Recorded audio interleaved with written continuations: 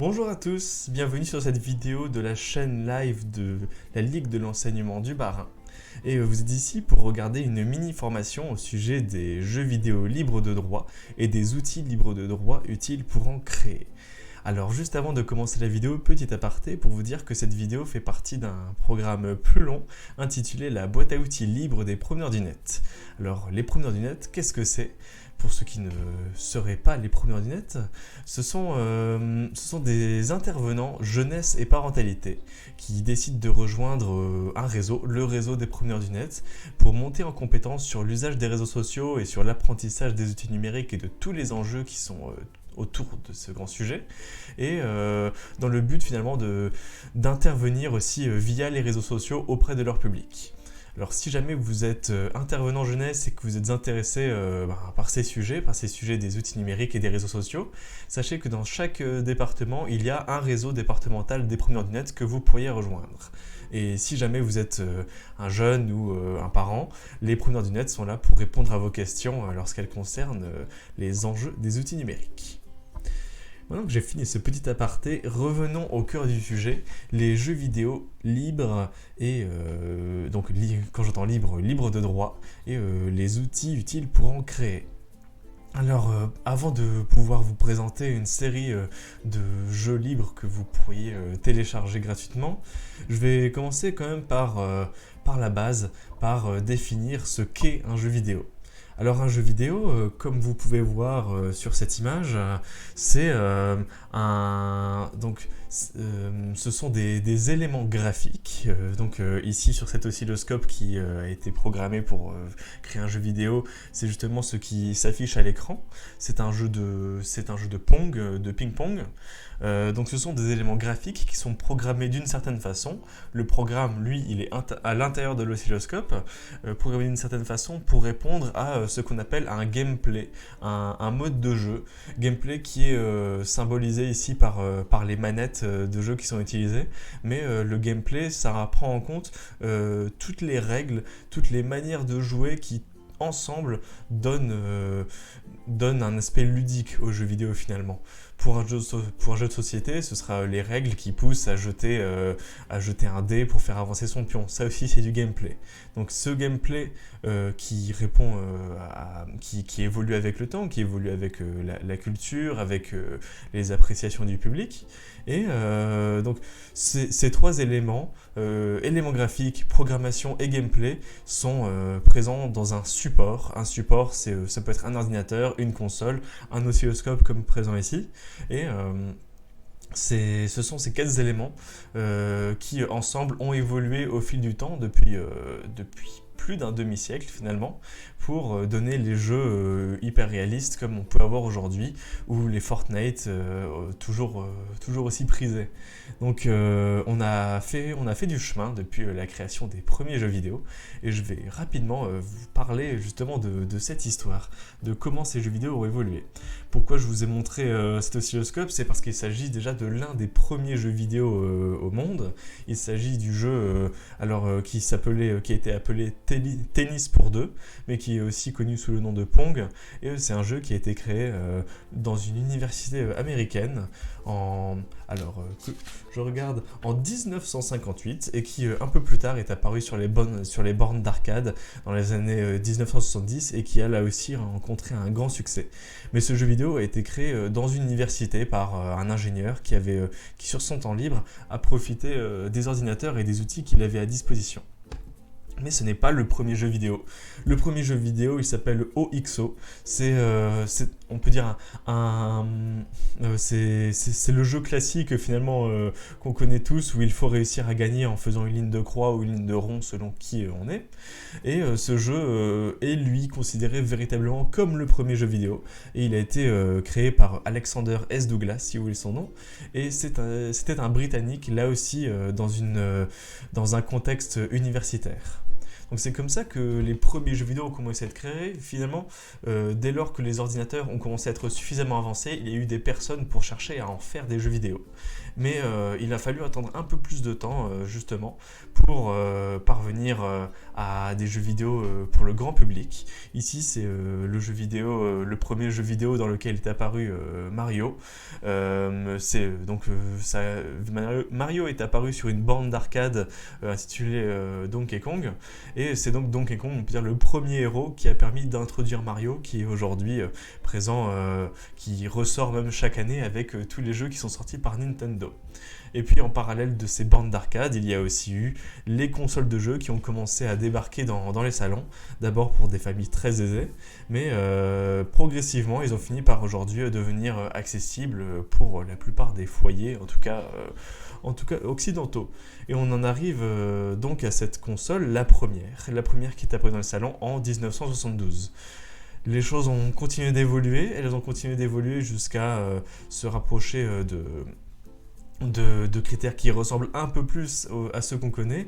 Lui, c'est le jeu Wolfenstein 3D, un jeu vidéo qui montre une réalité alternative à la Seconde Guerre mondiale, dans laquelle les Allemands auraient acquis des technologies bien plus avancées, et notamment en robotique. Et ce jeu-là, c'est le premier jeu considéré comme first personal shooter, donc jeu de tir à la première personne, le même système qui aujourd'hui est utilisé dans les Fortnite et dans tous les jeux de guerre. Finalement, c'est lui qui a introduit finalement ce système avant qu'on en arrive à la 3D, avant qu'on en arrive à des systèmes bien plus avancés. Donc ces jeux vidéo ont continué d'avancer en fonction des technologies, des graphismes, rendant de plus en plus facile la création de jeux vidéo. Le graphisme de ce jeu est déjà beaucoup plus avancé que celui-ci, et il n'a pas cessé d'avancer depuis. Et ça a fini par permettre de créer aujourd'hui les jeux vidéo avec des vastes mondes ouverts en 3D tels qu'on peut les connaître. Mais en parallèle de ces technologies qui ont évolué, eh bien le coût de création de jeux vidéo a commencé à baisser au fur et à mesure. Les jeux vidéo de cette qualité-là ont commencé à devenir bien plus accessibles pour des amateurs, pour des développeurs aussi sur leurs loisirs, qui ont pu commencer à créer leurs propres jeux vidéo. Et c'est là que on a pu parler de ce qu'on a nommé l'âge d'or des jeux vidéo indés. L'âge d'or des jeux vidéo indés, jeux vidéo indépendants, a commencé à émerger à la fin des années 90, mais c'est vraiment à partir du fin des années 2000 que ça a commencé à véritablement exploser. Donc grâce à cette évolution conjointe des technologies, et on a pu arriver à certains mastodontes du genre, on peut dire, comme Minecraft, puisque Minecraft a été créé par un développeur qui a choisi de quitter son entreprise de jeux vidéo pour développer ce concept, et c'est l'un des plus importants et des plus connus jeux indépendants, donc indépendants de la grande industrie du jeu vidéo. Et il n'est pas le seul, parce que à côté de lui, d'autres jeux vidéo indépendants ont continué à émerger. Et là, je vous montre par exemple Super Meat Boy, qui est un jeu particulièrement ardu, un jeu vidéo en 2 dimensions, et qui répond finalement à des besoins auxquels ne répondait plus forcément l'industrie. Le but de l'industrie étant de toucher le maximum de joueurs. Des jeux vidéo anticonformistes ou des jeux vidéo plus difficiles à terminer étaient finalement moins trouvables au niveau de l'industrie. Donc c'est pour ça que ce genre de jeux vidéo ont émergé, et puis aussi parce que certaines personnes souhaitaient créer plus librement aussi leurs jeux vidéo de leur côté. Mais nous n'en sommes pas encore tout à fait au moment de jeux vidéo libres, de jeux vidéo open source, bien qu'on s'en rapproche. Vu que l'apparition de ce genre de jeux vidéo a fini, et surtout leur réussite au niveau du public, a fait venir de plus en plus de vocations, et progressivement a fait venir des personnes qui ont créé des outils pour créer des jeux vidéo qu'ils ont publiés à des prix très bas ou même gratuitement, et a aussi amené à d'autres créateurs de jeux vidéo qui ne souhaitaient pas forcément entrer dans une monétisation de leurs jeux, de commencer à les publier en open source. C'est comme ça qu'on en arrive dans une situation telle que celle d'aujourd'hui, où il y a aujourd'hui des outils qui sont pleinement utilisables pour créer des jeux vidéo de son côté. Alors, quels outils il existe? Alors, il en existe aujourd'hui beaucoup. C'est même dans les producteurs de grands de logiciels qui servent aux plus grands jeux vidéo. Ces producteurs proposent des formules gratuites pour permettre soit aux étudiants de s'essayer à leur logiciel pour être prêts ensuite à entrer dans la vie active, ou pour aussi attirer les créateurs de jeux indépendants. Donc c'est comme ça qu'il y a des moteurs de création de jeux vidéo tels que Unity, tels que le Unreal Engine, des mots qui sont surtout connus pour les créateurs de jeux vidéo, mais qui ont une version gratuite quand on n'atteint pas la taille d'une industrie finalement. Donc c'est le genre de choses qui ont été progressivement développées alors qu'avant ces outils étaient très coûteux. Mais ces outils-là restent des outils professionnels et c'est pas cela que je vais vous conseiller, puisque l'objectif de ces vidéos, c'est aussi de vous montrer en partie de vous montrer quelques outils que vous pouvez utiliser si jamais vous, de votre côté, vous souhaitiez soit créer des jeux vidéo, que ce soit en loisir, ou alors faire des ateliers avec des jeunes pour leur apprendre à créer des jeux vidéo, pour les aider à créer des jeux vidéo. Pour ça, il existe d'autres outils, et on en revient encore une fois aux quatre axes qui font qu'un jeu vidéo est un jeu vidéo. Il y a la partie graphique, la partie programmation, la partie gameplay et le support. Alors je vais tout de suite passer sur le support. Pour le support, quasiment tous les jeux que vous pourrez créer librement seront sur ordinateur. Un peu plus rarement sur téléphone puisqu'il y a des restrictions et c'est un peu plus compliqué à mettre en place, mais c'est aussi possible. Mais tout ce qui est console, PS4, Xbox, Nintendo Switch, sont protégés finalement par les créateurs de ces consoles qui nouent des partenariats avec les développeurs qui créent des jeux. Donc ce genre de consoles ne sont pas accessibles pour le créateur amateur. Il faut véritablement passer des partenariats avec ces plateformes pour avoir le droit de produire des jeux dessus. L'outil par excellence du jeu vidéo indépendant, et c'est même là que sont apparus, Minecraft est apparu sur cet outil, c'est l'ordinateur, et plus particulièrement les ordinateurs sous Windows, puisque ce sont eux qui sont finalement les plus diversifiés, les moins coûteux et les mieux conçus pour accueillir des jeux vidéo. Donc là, les jeux vidéo qui seront créés librement finiront toujours sur ordinateur, ce sera des jeux sous PC. Là, par exemple, j'en arrive à la partie graphique, puisque la partie graphique, ça peut être autant des graphismes en 3D que des graphismes en 2 dimensions, et pour ça, il existe de nombreux logiciels qui existent. Et là, alors, je vous présente, donc si jamais des jeunes ou vous-même souhaitiez créer un jeu vidéo en 3D, il existe un logiciel que j'ai déjà pu évoquer plusieurs fois, je l'évoque souvent parce que j'ai beaucoup apprécié son utilisation, c'est le logiciel Blender, qui est un logiciel de qualité professionnelle pour créer des modèles en 3D. C'est pas lui que je vous présente aujourd'hui parce que justement il nécessite un apprentissage assez long, trop long pour mettre en place rapidement ça. Par contre là, vous pouvez bien voir, en quelques secondes, je commence à sculpter ce cube et avec la patience nécessaire, je pourrais très bien sculpter le visage d'un personnage, des paysages dans ce cube. C'est un logiciel qui simplifie finalement la modélisation 3D à des petits cubes, un peu à la manière de Minecraft finalement. Et donc c'est possible de repeindre ces cubes. Ce logiciel est vraiment simple à prendre en main, mais a suffisamment de capacité, de possibilités pour permettre tout de même de s'occuper et de s'amuser un certain temps à créer des modèles 3D. Et puis il y en a un autre qui lui est plus pour les jeux vidéo en 2 dimensions que je vais vous présenter, mais qui est dans la même veine que Magica Voxel, c'est l'outil Piskel. Alors Piskel parce que comme vous pourrez très vite le voir, c'est un logiciel de dessin en pixels. Et donc, j'ai pu déjà, moi-même dans des ateliers avec des jeunes, le tester. C'est beaucoup plus simple de faire dessiner à quelqu'un un personnage, un objet, toutes ces choses-là, quand il y a déjà la contrainte de passer par des grandes cases, par des pixels. Puis en plus, ça donne une identité au jeu plus facilement. C'est plus facilement d'arriver à un jeu convaincant finalement avec ce genre d'outil, puisque ça répond finalement au côté un peu rétro des jeux d'avant qui étaient en gros pixels pour des contraintes techniques, et bien là ça devient un parti pris et ça permet finalement de dessiner beaucoup plus facilement même sans avoir de grandes connaissances en dessin. C'est pour ça que je vous le présente lui. Donc là je vous ai parlé des grands outils pour créer le graphisme d'un jeu vidéo. Maintenant, je vais vous parler de Scratch. Scratch qui, lui, est là sur la partie programmation. Alors là aussi, il existe plein de logiciels gratuits pour programmer, mais la plupart restent tout de même dédiés à des professionnels qui savent déjà comment coder, qui savent écrire, qui connaissent le langage du codage.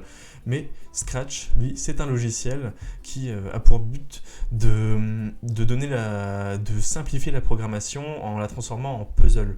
On appelle ça de la programmation par bloc. Et je vais vous montrer donc déjà, là, j'ai fait un petit code qui me permet de contrôler ce chat. Donc à gauche, en haut, en bas. Et je vais vous montrer la simplicité avec laquelle je vais lui coder le mouvement vers la droite, puisque pour l'instant, il ne peut pas aller à droite. Je prends un bloc quand la touche flèche droite est pressée. Et juste après, je prends le bloc mouvement et je mets ajouter 10 à X sur l'axe des X. Et donc là maintenant, dès que j'essaye de bouger le chat, je peux le faire bouger de haut en bas, à droite, à gauche. Et il suffirait que je continue à coder encore un peu plus longtemps pour coder des ennemis, par exemple, sur ce jeu, pour rajouter des graphismes, pour rajouter des fonds.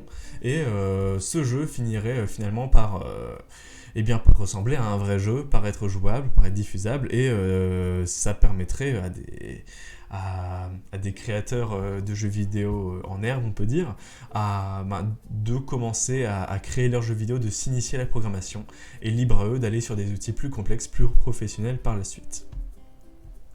Là, c'est par rapport aux principaux outils les plus simples que je pouvais vous présenter sur la création de jeux vidéo.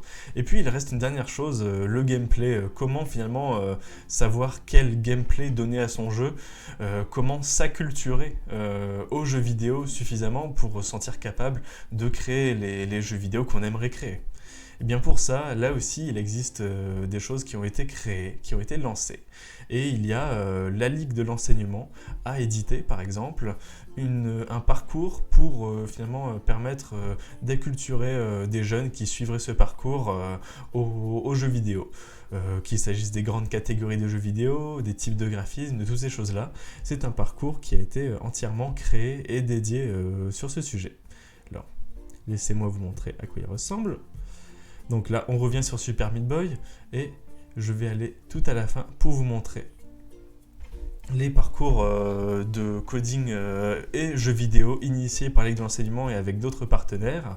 Vous pouvez voir ici. Et donc, ce qui est intéressant avec ce parcours, c'est qu'il présente une dizaine de séances que vous pourriez facilement mettre en place. Voici les séances. Et donc, ce sont des fiches pédagogiques qui expliquent comment mener une séance d'acculturation en jeu vidéo, de l'acquisition des bases jusqu'à la création complète d'un jeu vidéo pour quand on va jusqu'aux dernières séances. Donc ces parcours-là, ce sont des parcours qui sont librement accessibles sur le site numérique.laligue.org si jamais vous souhaitez. Et sinon, en tout cas, ils sont publiés eux aussi en open source, donc pleinement accessibles. Ça, c'était pour vous dire comment créer des jeux vidéo et comment mener des ateliers pour créer des jeux vidéo avec tous ces outils qui aujourd'hui sont gratuits et faciles d'accès et faciles à prendre en main. Mais finalement, il faut qu'on en arrive aussi à l'objectif final de cette vidéo, comment trouver des jeux vidéo libres, gratuits à télécharger, puisque il peut y avoir un certain nombre de perles de jeux vidéo publiés en open source qui peuvent être tout à fait téléchargés gratuitement. Alors pour ça, je vais me placer sur ce site, sur le site itch.io, qui est un site très lié à un type d'événement qui est né finalement de la production de jeux vidéo, de l'intérêt pour les jeux vidéo indépendants. Ce sont des événements qu'on appelle les Game Jams. Alors les Game Jams, ce sont des événements dans lesquels différents passionnés de tous âges, selon les événements finalement, se réunissent, parfois entre personnes qui se connaissent, parfois en réunissant des groupes qui ne se connaissent pas au début, pour créer des jeux vidéo. Ça peut être des jeux vidéo sur un sujet, ça peut être où le sujet peut être libre, mais en tout cas, c'est l'idée de se réunir par exemple pendant un week-end, pendant 48 heures, avec l'objectif qu'à la fin des 48 heures, un jeu vidéo soit créé. Et c'est lors de ces Game Jam que des outils comme Magica Voxel, comme Piskel, comme Scratch parfois, peuvent être utilisés pour créer des jeux vidéo. Et itch.io, c'est l'un des sites sur lesquels les créateurs de jeux vidéo lors des Game Jam publient finalement leurs créations, publient les jeux vidéo soit gratuitement, soit payants. Il y a des deux sur ce site, mais les Game Jam sont directement liés à ce site. Et ce site a deux intérêts, c'est que étant lié au Game Jam, il propose un accès à des outils payants ou gratuits, mais rarement très chers, pour créer facilement des jeux vidéo, des outils vraiment conçus pour la création rapide de jeux vidéo et pour ceux qui ne s'y connaissent pas. Et puis itch.io, c'est aussi un site sur lequel sont publiés des jeux vidéo, créés par la communauté, publiés gratuitement ou de façon payante, et ça permet là de s'acculturer évidemment tout un univers de jeux vidéo sans avoir à débourser trop d'argent, parfois sans avoir à rien du tout débourser. Ça permet de découvrir les créations de nombreux développeurs de jeux vidéo. Ce site, il est particulièrement intéressant pour ça. Et il permet aussi à quiconque se crée un compte de publier lui-même ses jeux vidéo dessus. Et puis, il y a, pour trouver des jeux vidéo, et je vais encore vous en parler, il y a l'annuaire Frama-Libre qui a été créé par Framasoft. Alors, l'annuaire Frama-Libre, comme j'ai pu vous le dire, il présente un certain nombre de logiciels pour toutes les tâches nécessaires, qu'il s'agisse, par exemple, on peut trouver Firefox sur Frama-Libre, on peut trouver LibreOffice sur Frama-Libre, et on peut trouver dans l'une des catégories, dans la catégorie jeux, ici on peut trouver par exemple ce qui s'appelle le tarot confiné, Mindtest, qui est une version libre de droit de Minecraft, et on trouve plein d'autres jeux, et ça peut permettre de découvrir de nouvelles manières de jouer, de nouveaux gameplays, et de les découvrir de manière gratuite et libre, tout en découvrant aussi le travail de tous ces créateurs. Donc ça, c'est en passant par Frama-Libre. Et puis il y a c'est le dernier site que je vais vous présenter, c'est Libre Game Wiki, qui lui est un wiki qui est spécialement dédié à la découverte de jeux vidéo. Et il recense, lui, tous les jeux vidéo, en tout cas connus par la communauté de Libre Game Wiki, qui sont gratuits et libres de droit. Et donc là aussi, ça peut permettre de trouver certains jeux. Souvent, quand on cherche un jeu vidéo, par exemple, spécifique, avec une thématique spécifique, c'est lui qui va être plus facile à utiliser que Frama-Libre pour trouver un jeu vidéo sous licence libre. Et il fait partie de ce trio que j'avais à vous présenter pour trouver des jeux vidéo publiés en libre de droit. Alors, tous ces sites, y compris les outils de création de jeux vidéo, ce qui est intéressant avec leur diversité et ce qui est intéressant avec leur caractère libre, c'est qu'ils rendent bien plus accessible la culture des jeux vidéo, puisque ils enlèvent déjà la contrainte du coût d'achat des jeux vidéo. Coût qui ne peut pas être toujours assumé dans tous les foyers ou par toutes les structures socioculturelles. Et puis, ils permettent de découvrir une grande diversité de jeux différents, finalement de se plonger dans cette culture à part entière qu'est la culture des jeux vidéo. Et c'est aussi cet intérêt qu'ont les jeux vidéo libres de droit. Alors, J'espère que cette vidéo vous aura appris quelque chose, j'espère que vous aura donné envie de jouer à tous ces jeux vidéo libres de droit, ou de jouer à des jeux vidéo tout court, puisque ces jeux vidéo rassemblent une quantité de références culturelles et aussi une quantité de bonnes idées qui sont toujours intéressantes à découvrir et toujours très inspirantes. Donc j'espère que ça aura pu vous donner envie. Et je vous souhaite une bonne après-midi, et puis je vous dis à la semaine prochaine pour une vidéo, pour la prochaine vidéo, qui traitera cette fois-ci, qui servira de conclusion à cette série de 5 vidéos sur les outils, logiciels et contenus publiés sous licence libre. Ce sera une conclusion où on prendra le temps de réfléchir aux atouts et aux inconvénients des logiciels libres, puisqu'on n'en a pas encore beaucoup parlé de ces inconvénients, et pour pouvoir choisir finalement, pour pouvoir faire le choix de se diriger vers davantage de ressources libres, c'est aussi important d'être pleinement conscient des enjeux, des atouts et des inconvénients. Alors je vous dis à bientôt, et puis merci beaucoup d'avoir suivi cette vidéo.